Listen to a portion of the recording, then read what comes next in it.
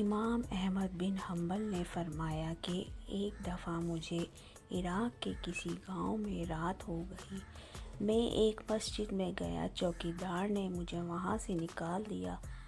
میں مسجد سے باہر فرش پر سو گیا۔ چوکیدار نے مجھے پاؤں سے پکڑا اور گھسیٹ کر مسجد سے دور کر دیا۔ ایک خدا ترس آدمی مجھے اپنے گھر لے گیا۔